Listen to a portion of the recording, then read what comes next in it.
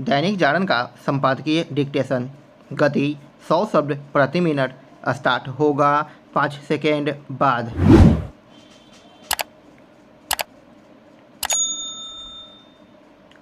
Start.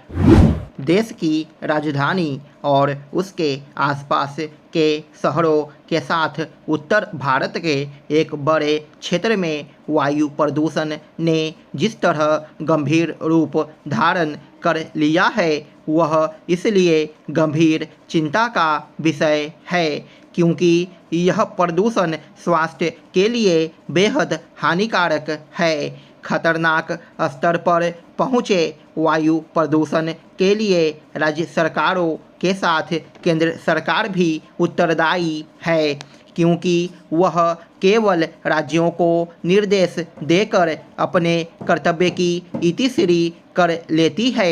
आखिर जब केंद्रीय पर्यावरण मंत्रालय इससे अवगत है कि राज्य सरकारें प्रदूषण रोधी उपायों पर अमल करने में हीला हवाली का परिचय देती है तब भी वह यह सुनिश्चित क्यों नहीं करता कि उसकी ओर से जो निर्देश दिए जा रहे हैं उनका पालन किया जा रहा है या नहीं। दिल्ली समेत उत्तर भारत में वायु गुणवत्ता के स्तर में तेजी से जो गिरावट आई वह केंद्र और राज्यों की सामूहिक विफलता का परिचायक है। यह विफलता इसलिए शर्मिंदगी का विषय है क्योंकि पिछले लगभग 1.5-2 दशक से यह सुनने को मिल रहा है कि वायु प्रदूषण को रोकने के लिए हर संभव कदम उठाए जा रहे हैं। वायु प्रदूषण की गंभीर स्थिति यही बताती है कि उसकी रोकथाम के लिए ठोस उपाय करने के स्थान पर खोखले आश्वासन ही दिए जा रहे हैं। वायु प्रदूषण पर लगाम इसलिए नहीं लग पा रही है क्योंकि केंद्र और राज्य सरकारें आमतौर पर अक्टूबर में तब सोते से जागती है जब ठंड के दस्तक देने के साथ ही पंजाब, हरियाणा, दिल्ली, राजस्थान, पश्चिमी उत्तर प्रदेश आदि में फसलों के अवशेष यानी पराली को जलाया जाने लगता है और उसके चलते हवा की गुणवत्ता खराब होने लगती है।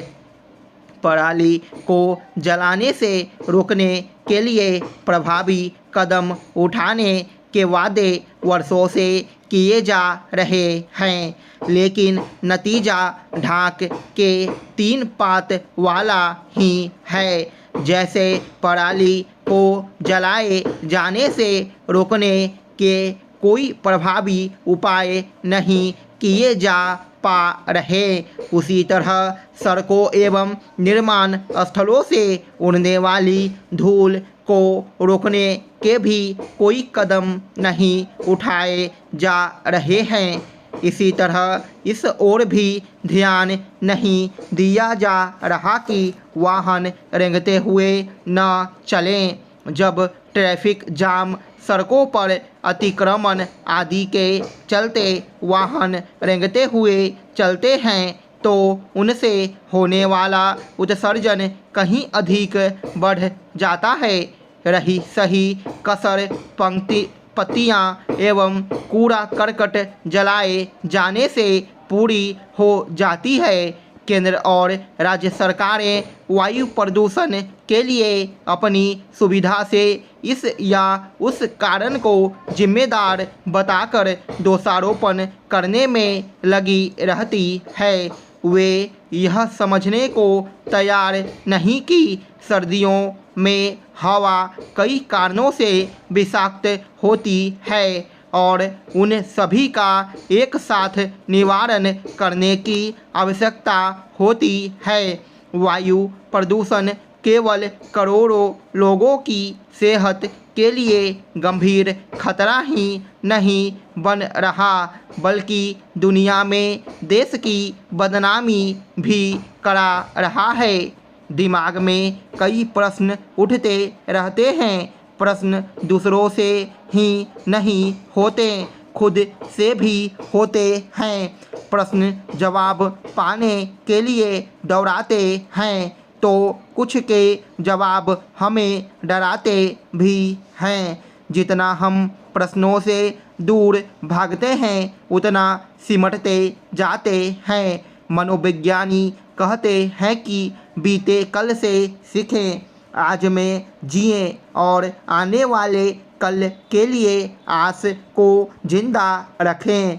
सबसे ज़रूरी है कि प्रश्न पूछना बंद न करें। हमारे भीतर कई दुख एवं तनाव डेरा डाले रहते हैं, जो हमें दूसरों की तुलना में अपने को असफल, कमज़ोर, उपेक्षित, नकारा एवं नाकाबिल होने का एहसास कराते हैं।